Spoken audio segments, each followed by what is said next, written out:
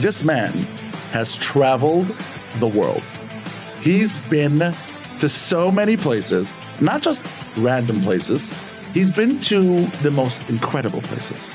He's been to countries like Iran. He's been to China. He walked the Great Wall of China. He's done things that people can only dream about. None of your business, Oshi. None of your business, Michael. It's the None of Your Business podcast, hosted by Michael and Oshi. Welcome back, everybody, to another amazing episode of the None of Your Business podcast. I am really excited about our guest that we're going to have in a couple of minutes here. But first, let me ask you guys to like, subscribe, and follow. It's really important for our algorithms. It's really important for our ecos. We need to hear back from you guys. We're taking the feedback seriously. We're implementing it into our podcast like you're going to see here today with starting off with a lightning round to engage in our conversation. We're loving every second of it. Part of doing now in our podcasts is we do something called a lightning round, where we ask you a bunch of questions and we want you to act like Family Feud style. And you got like fast money, you got to answer the questions right away. We used to do it at the end of the podcast, but now we moved it to the beginning of the podcast so we can get a little bit of a flavor of what's to come, what people can expect. Okay, so I'm going to ask you now 9 questions. Sure. Exactly 9 questions I'm going to ask you. And you get one none of your business answer. You get one pass. So one of the 9 questions I could say none of your One of the 9 you can pass on. Okay, so you're going to ask me the questions first, but before I answer them? You can answer them right away. Whatever comes to the top of your head, the first How am I going to know which I might want to pick, let's say the 9th one or the 8th? Too late. Don't use it if you don't, Yeah. if you don't think it's, use it when you absolutely need it. I do have to use one. Be very careful. Use it wisely. Use it wisely. Okay, so we're going to start the questions. And I want to add a 10th question at the end, by the way. the 10th question? Yeah, I just Okay. thought of something. Okay, excellent. Okay, they're not such tough questions.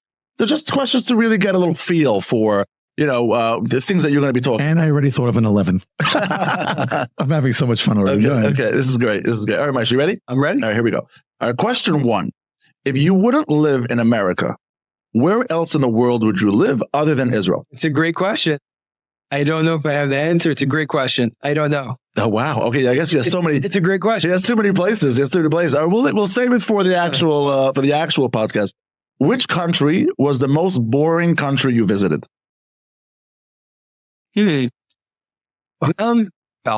Belgium. Okay. Sorry, Belgium. Sorry. All right. Which country had the best looking people? The best looking people. I hope my wife's not listening. Probably Italy. Italy. Okay. That makes sense. Okay.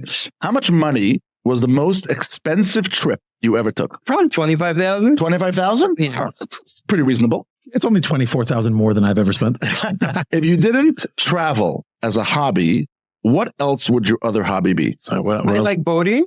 Boating. Oh, Okay. And I love convertibles. So I guess anything outdoors with the wind in my face. Okay. Well, I'm going to jump into that one other question that I was thinking of, which is, what is the most expensive car you ever drove? So I've driven a few expensive cars. A Bentley GT. See the fast edition, but it was like a crazy 1 out of 100. Okay. Or I've driven a Ferrari as well. And You drove it fast? Did you actually drive it? You're a rule follower. Did you actually really, really drive I it? couldn't because it wasn't my car. So I didn't. You got to be careful. Yeah, Yeah. You can't afford to put a dent in that car. exactly. Okay, go ahead, Oshi. Okay. Next question. What was the most annoying thing any of the people you've traveled with in the past did? So I went traveling with a friend who was very cheap at one time. And I just don't want to give out too much information. But it was a very hot day and we asked for suntan lotion to borrow. And he did not want to give it to us because that lotion. Oh, God. We're paying him back. So I think in the end he actually did. But I was like, whoa. You're going to get a Zelle request at the end of this podcast. Yeah, I think that was definitely Oh, that's funny. Oh, that's brutal. If you could bring one thing on a trip, what was the one thing you kept bringing on your trips? Besides money, clothes, and your phone, what would that one thing be that you have to have on your trips? I guess a good attitude and an open outlook. Wow. Okay, I like that's that good. answer. Yeah, I that's like for that. all traveling. When people go travel a lot, like they're already in a bad mood just by the time they get on the plane, until they actually get to their destination. Not me. All right. What's the weirdest place you ever slept for a night? The weirdest place. And in terms of country or just situation? A situation. Situation. Yeah. Yeah. Situation. Like, did you fall asleep on the wall of China? I feel like, what was it like? Did you sleep on a park bench one night Right, somewhere in one of these countries? No, but I did stay in like airport, like let's say if the flight was canceled or whatever, like You slept overnight at the airport? in the bed. Well, we've all been there. Okay. That or Nothing crazy?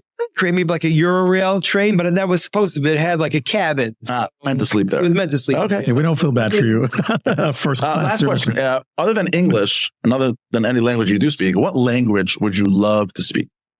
I like Italian and French, so it's a hard one between those two. Okay. In terms of the way the language. Okay. Yeah, French is a cool one, I think. It sounds really, Right. I it want always sounds like they're smarter than everybody else the way they talk with their accents. Okay, that's phenomenal. I love it. Listen, Moshe, we have lots of ground to cover. So I want to get started. And I want to ask you first the following question. When was that moment that you decided, I want to travel, I want to go see the world, I'm not content with just my immediate surroundings, I know there's more out there, and I want to go out there and explore. When was that moment that happened? And what was the first place you decided to go to, that first trip, the first place you went to? How did that all unfold? Tell us about it. So first, it wasn't a matter of being not content. I would say it was more for me of seeing that there's a lot bigger world out there than just the place that I live in. When I really started traveling, I was in school in Israel for a year in yeshiva. And on the way back to America, I'm like, you know what? We're passing through Europe. Let's see a little bit of Europe. And I bought a Eurorail pass where you're able to go to any country that the train goes to in Europe. What's a Eurotrail? Explain that if you don't mind. It's basically like an Amtrak or like a local train that you would have, let's say, in America. And instead of going like from state to state that we would have here, it just goes from country to country. So let's say you could take train from Italy to Slovenia or Croatia or Austria or Germany, Holland, and you could just every day you could basically wake up in a different country. And so it's awesome. I mean, I don't know what it costs today. Then it was like $500 or $600, I think $500. And it was like a 30-day rail, like a 30-day pass, and you're able to go to as many countries as you want. Wow. For that duration. It's like a monthly bus pass. Yeah.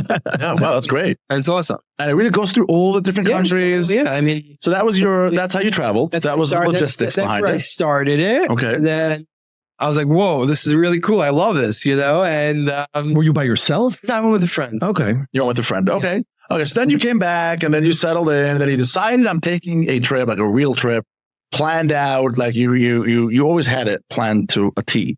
Like you knew exactly where you were going to go, how long you were going to go for. So tell us about the first trip, like major trip that you took, where you went, what it was like. Give us the rundown. That's where first I went to Italy. Mm-hmm. I started off in Rome. Mm-hmm. I went to the Colosseum, obviously, the Vatican, which is actually its own country. It's called Holy Land. It's actually considered a country. Holy City, I think. I think it's called Holy City, actually. Mm-hmm. And from there, I went to Pisa, which is the Leaning Tower of Pisa. I went to Florence and Venice. And then from there, I took a train to Slovenia and went through Austria and Croatia, also just like a little passing through. What would you do in each of these places? So let's say in Rome, I went to the Colosseum. So you went to go see historical sites. I went to see historical sites, or the main attraction that they have to offer in that country. Place, exactly. Okay.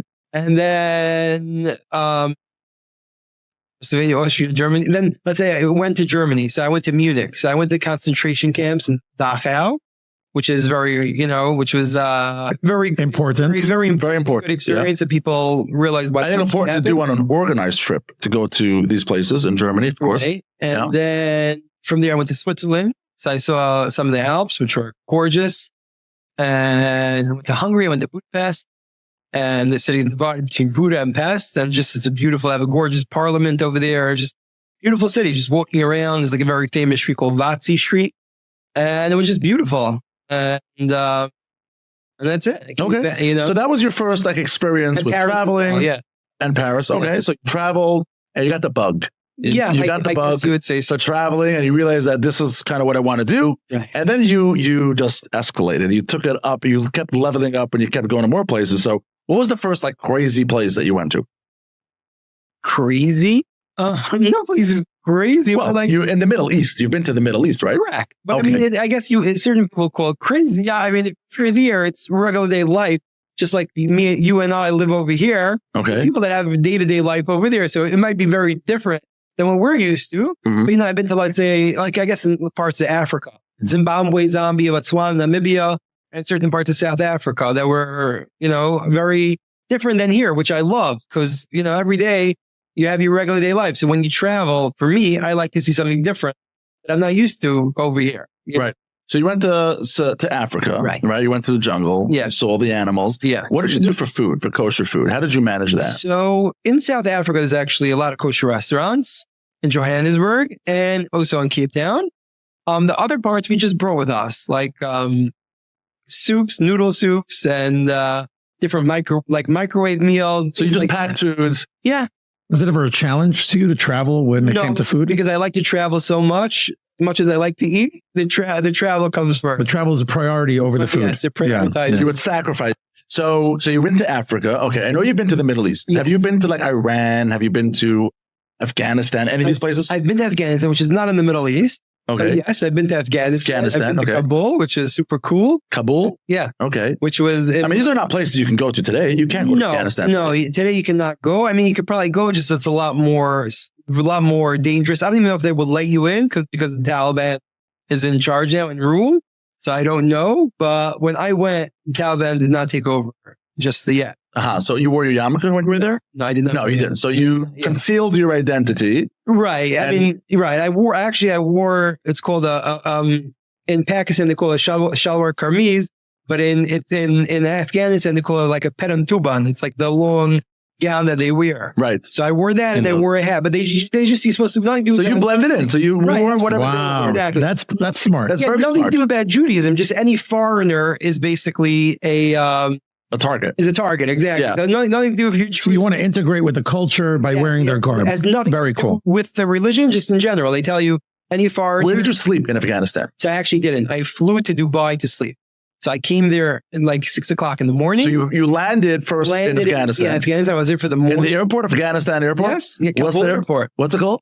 In Kabul. Oh, so it's Kabul has the airport. Okay. Kabul's a city in Afghanistan? Yes, it's the capital. It's the capital. Okay. And basically it was crazy security actually coming over there. I was actually really... To get into Afghanistan. Right. While you're actually in the airport, leaving the airport to get into town, there's like gates and like the airport is surrounded by fences and things.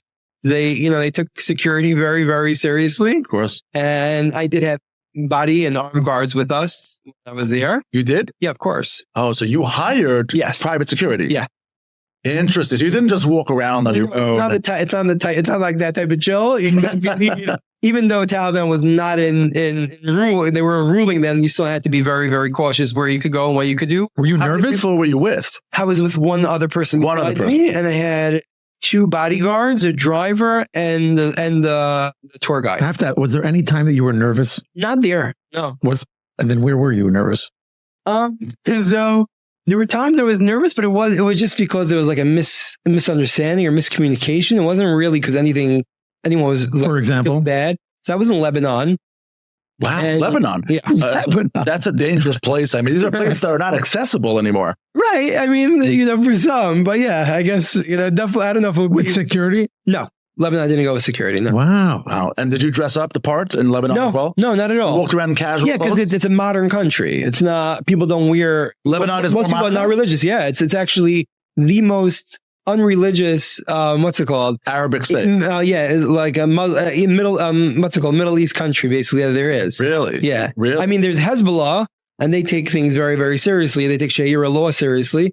But in terms of the regular people that live over there, they're more like, there's like nightclubs and there's drinking. And like in Qatar, Bahrain, they don't have any clubs and things like that. Wow. Or even Dubai. Now it's becoming more moderate and stuff. But when I was there like 12 years ago, you were only, let's say, allowed to drink in like certain specific hotel zones. Added that, like me, I was actually there with my wife, and we were by like in Abu Dhabi by the Great Mosque, which is gorgeous. And we were, my arm was around her, like taking a picture. And then there were police that came over to us and said, "You're not allowed to do that." So, no public affection. Exactly. Yeah, thank God they warned you, by the way, and didn't just arrest you. We've heard those stories, happen where people got arrested for something so little, right? Exactly. And like, they don't play games. In What's your rules with going into mosques or churches? I'm curious. Have you gone into mosques? I've gone to mosques, yes, absolutely. So in terms of a Jew, there's no issue going into a mosque at all because they believe in the same God that we believe in. Okay. They call him Allah, we call him Hashem, but they don't believe in, it's all one. They believe in one God. So there's no issue in terms of that. Wow. I When you were in Lebanon or even in Afghanistan, Right. like, what did you do there? What was the recreational activity that you did when you went there? So it wasn't more, as a kid, I always had an interest in the Middle East. I don't know exactly why. I don't have one specific thing that I could pinpoint it or, say that's the reason. I always had an interest to travel in the Middle East. Maybe just because when you're young, you're in school and you learn about the Bible and all these historic events took place over there. I just felt like I had a certain connection exactly to them. Even though I was never actually there, I just felt like in that whole area, I just, wanted to be in. Wow. Let's say like Egypt. You've been to Egypt? I've been to Egypt, yes. I've been to Cairo. I've been to the pyramids. And it's one of the most amazing sights that you could probably see in your life. Walked inside the pyramid? You don't go actually inside. They don't let you in? Right. No, but you take a horse. You could take a camel horse or walk around the Sphinx. And it's a sight that's like, hey, you don't forget. I remember being in Peru and someone mentioning like this is one of the wonders of the world, right? Have you been missing out on any of the wonders? Actually, Machu Picchu. Really? I think that's the only one. That's the only one? Tell us what the other ones are. So the Great Wall of China. Yep, you've been there. I've been there, which is also amazing. And you walked on the Great Wall of China. Yeah, the actual that's a wall. So you actually walk because it's actually like a ramp. I mean, it goes for I don't know how many miles or how many steps, but it's a very, very large. Like you can't walk end to end. No, it's impossible. It's I think I don't know, but there's one place called Badali, which is probably about 2 hours from Beijing, and that's like the main tourist attraction where like the best pictures and the best. So that's one. That's amazing. What were the others? Taj Mahal in New Delhi, and it's actually in Agra. Everyone thinks it's in New Delhi, but it's in Agra and So you've been to the India. Taj Mahal? Yes. Okay. Is it as pretty as advertised? It is beautiful. Yes, it's gorgeous. And did they make it into like a place where people can go and do things? Like, is there like a market over there, or is it just like? Not really. It's more remote. But there are things next to it. There's a place called Agra Fort, which is a very big tourist site right next to it. What is the Taj Mahal? What's inside? So there's a shrine. It's a shrine that someone actually built. It's a mausoleum. Okay. That someone built for their wife. Ah, interesting. Yeah. Okay. But it's a gorgeous structure in terms of the colors, how everything sparkles. But nobody lives inside. No. There's no office buildings. No, there's no office buildings. It's just like a statue. There's no prime source. Yes, exactly. Yeah, sort of like a Statue of Liberty. Okay, very nice. That's two. Okay. The Sphinx are another one. The pyramids, the Great Pyramids. Okay. In Giza, that's 3. How many are there in the world? There's officially like 9, I think, right? I don't know. I think there's like a little less than a dozen. Seven. Well, there's the new 7 wonders of the world. There's natural ones, and then there's like certain buildings. I think that people consider it also. So what else? What others? What else? Turkey, Greece. I've been to Turkey. I've been to Greece. Yeah. I don't know if any of the wonders are over there. No. Most likely not. What else is one of the wonders? So you haven't been to Peru yet. I have not been to Peru. Okay, no, and that's yet. One of the ones you want to go to. Right, that is definitely one of the ones I want to go. Oh, and Petra in Jordan, which I've been to. It's basically there was a dynasty called the Nabatean dynasty, and they carved out like mountains in the shape of houses, which is beautiful. Wow. It's in Petra, Jordan. Been there? You've been inside? I've been inside. Yeah, that you can actually go inside. And people live there. And no. It's a historic. It's a historical site. It's a historical site, right? Which I've been to a village in Turkey. Actually, they have the hotels in the mountains. Oh, that's gorgeous. Yeah. So I think there are actually some because there's ancient like wonders, and then there's present day. So I don't know if there's like different things. And I believe also Christ the Redeemer in Brazil and Rio de Janeiro is one as well, which I've been there. Brazil? Yes, I've been there. Brazil's a dangerous place. There are slums, there are neighborhoods that are bad, like any country. But in general, anytime you're in South America, like all bets are off. Like anything can happen. So wherever you go, you just can't keep. You gotta just be aware of your surroundings and don't go to the wrong neighborhoods. And just stay out of trouble. And you should. What was the weather like in Brazil? It was beautiful. Is it beautiful all year round? I don't know. I think they have the opposite. They have the opposite of us. They're like on the other side, like sort of like South Africa. They have their winter where we have our summer. But where the Christ the Redeemer is in Rio de Janeiro, it's one of the most gorgeous views. It's called Sugarloaf Mountain. and it is the most spectacular views that you'll see. Wow. What parts of the world have you traveled where you felt like, wow, these guys have a talent that the world needs to speak about? Like, something unique about the people and the culture, that they do things so amazingly, like you have to speak about it. Italy, in terms of the most gorgeous, beautiful places and so much to see in a small country, I would say Italy has such a vast variety in terms of from the south. Let's say Amalfi Coast, you have places like Positano and Sorrento, where it has like mountains carved out, like houses on the mountains, which are gorgeous with like the beaches in the background with gorgeous blue water. And then you have so much history in terms of Pompeii. You have the Colosseum, which is amazing.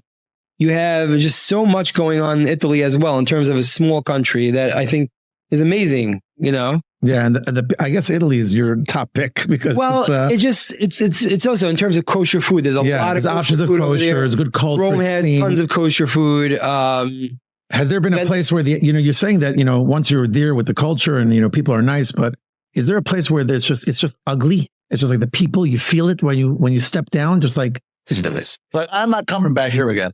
So again, it could be just a bad day, and I hate to say this. Okay, the ambassador of the country is not listening. Right? No, not that. Just because it could be banned. Exactly. From the or None of Your Business podcast. No one from India can listen to the None of Your Business podcast. There were parts of India that I did not like, and How did you know? That I just didn't like. It wasn't necessarily the people. It was just, let's say, like the government. Like, just it was stupid things. But for me, it was just annoying. For example, like I had a flight and it was delayed for like 7 or 8 hours, and they wouldn't let us out of the airport. Like if I would have left the airport, you forfeit your whole entire ticket. Wow. No. And that was just like, I'm here for another 7 hours. Let me at least get out. I will go to town and see more. Yeah. Like, no, you can't do that. You can't leave. Nope. They cannot leave in the airport. I guess for security measures. So I guess kudos to them. But for me as a traveler, I did not enjoy that. I'm just curious, in the United States, have you traveled the States? I've been to some places, maybe like 25 states, but I feel like I could always do that. Not that I think America is the most beautiful country and an amazing place. I just feel like I could do that later on. Right now, my passion is to hit up more countries as opposed to states. That is a good point. Michael, if you're going from state to state in America, the differences aren't so discernible. Saying it's all very similar. I get it. Some of them have certain different highlights, but going country to country, of course, the world changes. Of course, everything changes. The people change. The culture changes. The landscape changes. Everything around it. The language changes. Everything around it changes. I'm a big animal lover. What country has some of the most unique animals? So unique animals. I mean, definitely in South America, you have jaguars, which you don't have anywhere else in the world. Cool. Have you seen jaguars? I haven't, but I'm just in general. Yeah. I mean, I've seen them in zoos, but not in the Amazon or whatever. But going to any safari, I went to Chobe Park in Botswana. We had elephant crossing in the road. And that's something I think about from time to time. It was like, wow, over here we have deer, which is pretty cool. Over there was actually elephants crossing the street, randomly, like a few blocks away from holding up traffic because there's an elephant crossing. Yeah, I mean, not much traffic going around, but yeah, it was pretty cool. I mean, but when you go over there, you see the most, lions, which are only technically in Africa. I mean, there's mountain lions here locally, but no. I'm curious. You have a nice watch on, right? It seems like you're a watch guy, right? You like nice watches? To somewhat, yeah. Do you wear them when you travel to these places? No, okay. Usually not. Okay, so you're conscious about this. It depends where though. Okay. Where I'm going. If I go to like a regular, like a place that I don't have to worry about safety in any bit, I do take it. Otherwise, I want to talk about from the questions that we asked you earlier. Did you get through this question about any friends that you made traveling around the world? Or any friends that you made that you can say like, you know what? Yeah, I'm still in touch with that person, or I can't wait to go back to spend time there. So not really. I made a lot of friends. There's certain people that say in Thailand, I met someone. No, you've been to Thailand. Yeah, well, that's an interesting place. Thailand? Yeah. Wow. So Thailand is like Southeast Asia. Yeah, but I feel like Thailand is very everyone in Israel who finishes the army goes to Thailand. Yeah, it's like for Americans, it's more exotic. I mean, it's a huge Chabad presence there. Great Shabbos programs. One of the biggest Pesach seders in the world. There's about 1,800 people. Whoa! Okay, that I didn't even know. In Thailand, Chiang Mai, yeah. Interesting. One of the biggest. Why? What's going on over there? Because it's cheap. So Israelis travel there usually, like Michael said, after the army, and in general, it's very cheap and it's a lot of fun. And it's just great vibes all around. There's so much stuff to do in Thailand. In Thailand, actually by a Friday night dinner, I met somebody that I actually keep up with. He's actually like a French producer. And I keep up with him, like from time to time, just say, what's up? Like, how are you? Like you text, you have. Yeah, we're not very close, but there are people, I met a lot of cool people, around, but I don't necessarily keep up with anyone specifically or feel like I want to go back to that place to meet that person. But in general, I have acquired friends in a lot of different places. What is your favorite trip of all time that you did? So again, it's every place you go to or everything had a unique story or a unique experience. I don't know if I have like a favorite place or a favorite trip that I went to. Every place that I went to had a different uniqueness to it. I have to tell you, there are a few travelers that I've started to follow. There's someone named Ezra Badansky and then Benny Bennett. I don't know if you've heard of these guys. Yeah. And they travel and they record their travels and it's amazing. And they say the same thing. It's just impossible to pick one because the world is just so big and we want to just keep so many cool places. Yeah. So it'd be hard to, pick a few favorites. Right. Interesting. And from all the places that you've been to, have you ever had like any scary things happen to you? Like I don't know, maybe you got sick in a place and you had to go to their hospital and you've been to a lot of third world countries. Right. Right. So when I came to Lebanon, I did not have Israel on my passport. Okay. I did not. I knew you're not allowed to have it, and I did not come there with it. And the person by the security looks at me for like a few minutes. He looks at my passport really, really slow. He doesn't ask me. He tells me, he's like, "You were in Israel." He tells me. I look at him and he said, "Look at my passport. I know the laws. You're not allowed to come to Lebanon with an Israeli stamp, and I do not have one. So I'm not sure what the issue is." And I said, if I went there, you see how many countries I've been to. I have nothing to do with Israel. If I went there, I went to like any other country, but I do not have it on my passport. He's like, "Wait 1 minute." I said, "Okay, no problem." So just like that, it was just like a little like iffy, like I don't know what's going to be or whatever.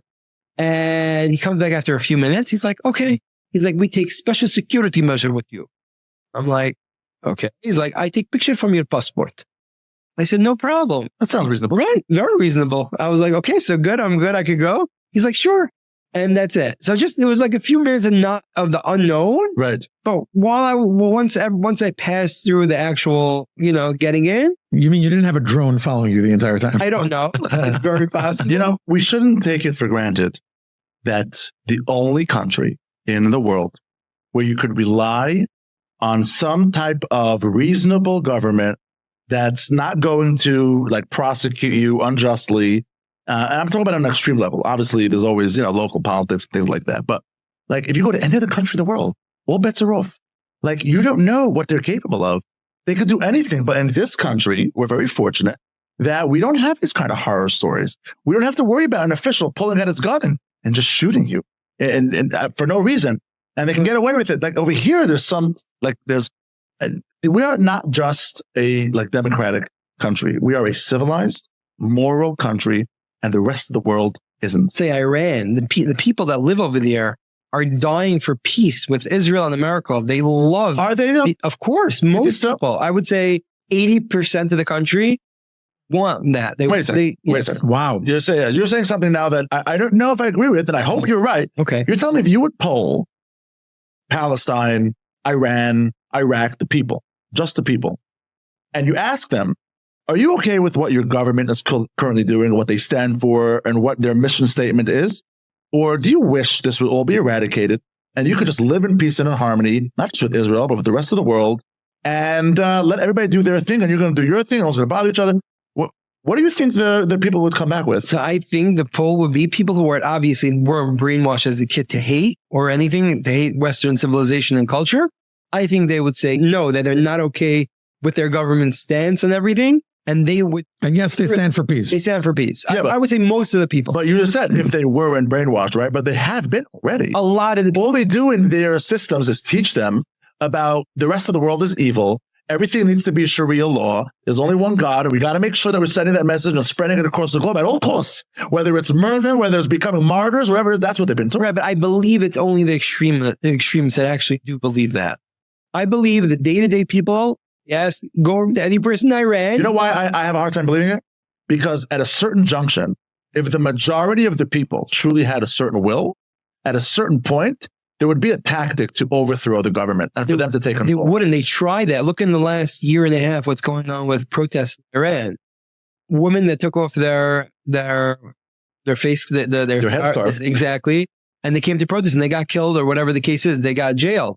No, I understand that, but that's because I don't think it's the majority of the country. People are just scared to stand up, even if they actually believe in it. It's just there is. I think something that's eye-opening or was eye-opening to me is the fact that there's over 2 billion Muslims in the world.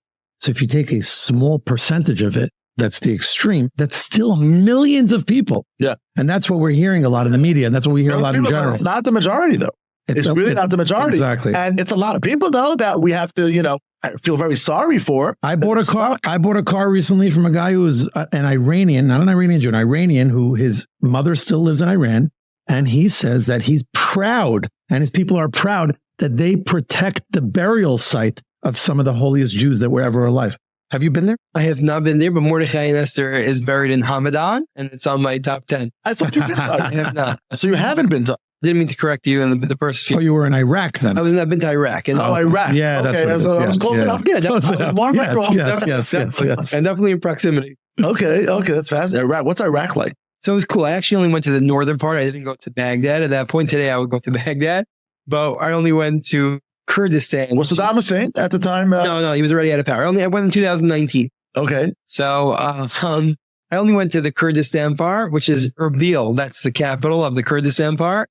And it was cool. I was only there for literally like a half a day. So where haven't you gone to yet? What's on your bucket list? Right. He said that, well, again, the top 10 list, right? You said there's Iran. There's Iran. Right. There's Peru. But it's not, I don't know if it's my top. I want to go there with my mom, but it's not like. What's next for you? So I really want to go to Guatemala. Okay. Okay, that's very doable. Which is very doable. Yeah. Very close. That's and there's an active volcano. So that's really what piques my interest. What do you mean active volcano? Like you actually see lava spewing out of a mountain at night. And that only happens a certain amount of time, certain period of time? Right now it's actually active. So everywhere is different. I was in Iceland a few years ago and I hiked for 4 hours and saw an active volcano. And it was beautiful. And I have to tell you, I watched people who paid for a helicopter trip to go over it and hover. I was like, I wasn't jealous of them. I was like, what are you doing? Yeah. It's so different when you have to get so up close and personal. Not just that, though. You see it from like 1,000 feet away. The concept, 100 feet. The concept of hiking and getting into it and then seeing the erupting volcano. But I did take a helicopter over Grand Canyons, and I definitely see the appeal to it. It's something that it's definitely a good visual. Yeah, the view that you'd get in that is not comparable just to hiking and looking at the mountain from that vantage point. You've met so many people. I'm sure you've thought about this before. Like, I know you have a lot of yichus, right? You come from a wonderful family. I think your great-grandfather was the Kol Aryeh, if I'm not mistaken. Oh. Right? You like that one? We know this for a reason. So, well, the reason why I'm asking is, besides him, if there was one person that you can actually sit and have lunch with and put on the garb and feel like you're in the culture and, be a part of it. That's a great question. Alive, dead, past, future. Who would that be and why? One person. You get to choose one person you get to have lunch with. Shoot. This is a tough one. I thought the first two questions were hard. This is definitely tough. There's too many people. Give us some. It doesn't have to be just one. Give us a couple. Well, what's running through your head? Yeah. Gandhi? I'm thinking more like Moses type of situation. Okay. Kudos to Gandhi. What would you ask Moses if you said? Just ask him how it was to... How was your trip? How was it to speak to God? How was it? Wouldn't we all like to know? Right. Yeah. Just that time, that era. What was it like? Something more realistic, please. Something a little bit more down to earth, I would guess maybe Leonardo DiCaprio, just because he's like my favorite old-time actor. Ooh, he's a good one. I liked all of his movies. What would you ask Leonardo DiCaprio? Just to chill with him. I just want to see what he's really, really like. Just want to hang out with him for the day. See if he's that same person that you've seen on screen. I'd probably pick some type of athlete because I'm very shallow-minded like that. Right. So I'd probably pick Michael Jordan or something, or I don't know, Tiger Woods, pick their brain for a few minutes. Who traveled the world? Who's that person that you look up to that you say to yourself, you know what? Wow, that person has traveled. Is there anybody that's more cultured? Right. Absolutely. Right. Yeah. In our circles? I don't know specifically. No. I mentioned two already earlier that are in our circles. They travel. They document everything every week. There's a guy, Drew Binsky. He's actually he's been to every single country. Every single country. How many countries are there in the world? How many have you been to, Adam? I think 65. 60? 195 countries. Wow, 195. That's a lot. Almost 200. It includes... Jason? You said 195? Oh, so yeah. That's pretty... So you've been to about a third of the world you've seen. I guess so. That's fascinating. Wow. Definitely. All parts. You've been to Australia? I've been to Australia. What's that like? So it's very far. It's like, Is it worth the trip though? I've always thought about it. it's nice. It's, if you have a lot of time, it's worth it. Okay. But like just to go and come is like you leave here on the Sunday, you get there like Wednesday. Wow. Because between the 24 hours to get there and then it's like 16 hours straight from California, from New York. So It's a nightmare flight. it's a very, very long flight. Oh, God, I wouldn't make It's it. like, By the way, really Australia, I feel like it does their own thing in general. Like Australia, do they even have a military Australia? Where was Australia during World War II? Like what did they play a role in all this? Or were they like in their own part of the world, minding their own business, and they were jumping with the kangaroos? I feel like they're doing their own thing out there. They were like the country looking around the country going, interesting. Interesting. Should we get involved? it actually started off as a British prison. That's how it started off. You kidding? What is that? That was a UK. It was owned by the UK, Okay. and I feel like by the Brits, they owned everything at one point. they did. Yeah, they did. all over the place. Yeah. The British Empire was massive, Yes. right? They controlled so much of the Of course. world. Hong Kong. I mean, even India. Have you been to Hong Kong? I've been to Hong Kong. Yeah. Hong Kong is probably really fascinating. It's very A fast. lot of people have been to Hong Kong. Yeah, it's not like so exotic. It's very. I mean, Would you say it's like New York City, like Times Square, all over the place? certain parts, Like the whole city? definitely certain parts, definitely that rush feel. And I'm curious in your travels, what is the most advanced country you've ever been to? And what is the least advanced country you've been to? so the most advanced, I would say, definitely probably United Arab Emirates, just because it's technically whatever they do is the biggest and best. True. And I mean, in Dubai, every building that they do, the Burj Khalifa is the tallest. And how quickly they've built it is so exactly. fascinating. It's definitely the most, I would say probably one of the more advanced countries. And you slept in that 7-star hotel I did. in Dubai, right? It's called the Burj Khalifa. What's it called? The Burj Khalifa. Burj Khalifa. And what does it cost a night? I'm sorry. The Burj Khalifa is a building. It's called the Burj Al Arab. Okay, Burj Al Arab. I'm happy that we straightened that out. Yes. So how much does that cost for the night? I don't know, but every night, but a lot of nights, the cheapest room is like $2,200. 22. Wow. That's a lot of points. And that's the cheapest. They take points. Yeah. That's the cheapest room. Okay. And like, what's the rooms like? Like, what is So it? they're crazy. They're like a 2-floor suite. Every room is a 2-floor suite minimum? Yes. In the Burj Okay. Al Arab. Yes. And a lot of gold, a lot of blue, a lot of Trump would make a room. That's what it would be like. That's what I mean, he has hotels. So, but I mean to say, it's just very, very glitzy, very not contemporary, not modern. Everything is very, very, very, a Gaudy. lot of, Very very gaudy. gaudy. Exactly. A lot Yeah. of blue, a lot of gold, a lot of red. You've been to Oman? Yeah, I've been to Oman. That's a dangerous place. Is it? There was at one point. Possibly. There were a lot of civil wars over there. Like there were like gunfights in Oman. It's right next to Yemen. So, Yeah, you know, Yemen is not a very friendly right. place. Right now, it's a little bit, definitely a civil war going on there now with the Houthis and stuff. But during Oman, yeah, I was in Muscat. It was just, Wow. nice city. Moshe, do me a favor. Yeah. Give us some travel tips. How to travel in a savvy way. What are some of the things you learned over the course of your travels that can maybe help someone, travel better, travel lighter, travel more efficiently? Give us some tips. I'd like to start that question with saying if I have, a budget of going one place this year and it's a normal budget. That's also a great question. Right. Like, how do I start? Where's a good place to start?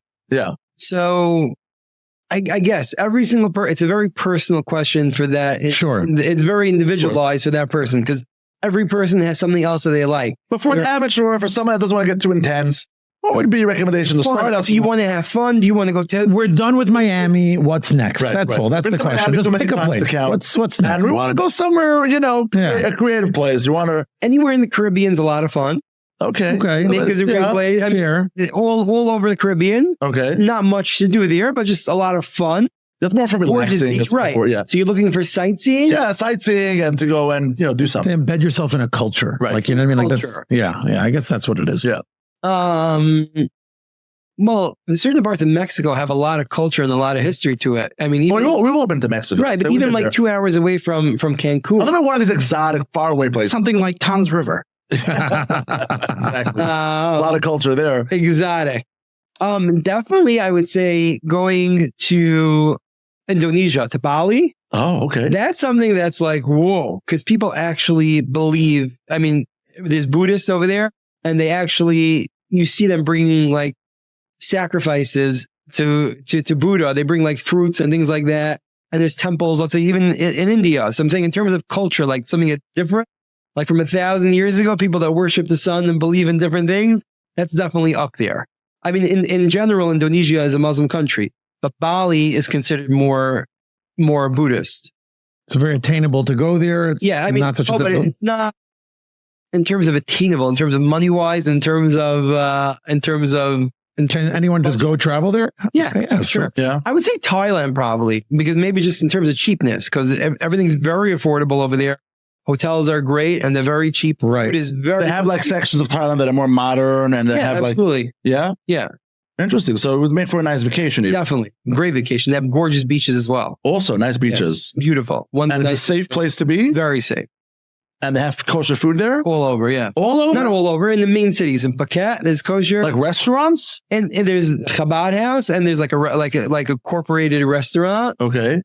They have like supermarkets there, like normal? No, not kosher-wise. I mean, for anyone who's, let's say, looking at something different than Miami, like getting back to your question, I would say Panama is a very good choice. Okay. We were there. We were there. So there's 18 kosher restaurants here. Yeah, Panama's got to be one of the hubs of kosher food right now. Definitely. It's absurd. Every other day, another place pops up. And very affordable. Very affordable and delicious. Amazing. And the cutest Really monkeys. good restaurants. The cutest monkeys.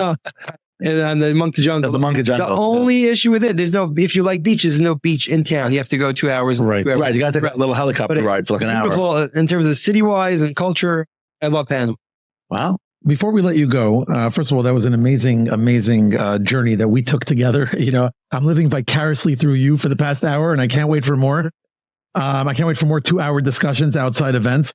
One of the things that we'd like to do here on the None of Your Business podcast is we'd like to ask you to think about it for a minute and pick someone that you think would be a good match for us and to come onto our podcast to bring value and someone we can learn from. Is there anyone particularly that you have in mind that you... Yes, we're putting you on the spot. And we'd like to ask you to call that person now. Put it on speaker. Call that person? Yes, absolutely. That's the way we do it here. You'll tell them that you're in front of them. It doesn't always work for us, by the way, but when it works, I feel like the audience has something to look forward to. Totally. And you think they should do it as well? You totally try it. Who are you thinking of? I'm thinking my brother-in-law's name is Mordechai Weinberger. Mordechai Weinberger? Yes. The therapist Mordechai Weinberger? The therapist. That lives in Lakewood? Lives in Lakewood. He has he has a place in Muncie called Serenity Health. Oh, wow. Where it's for mental health. He comes like 2 to 3 times a week.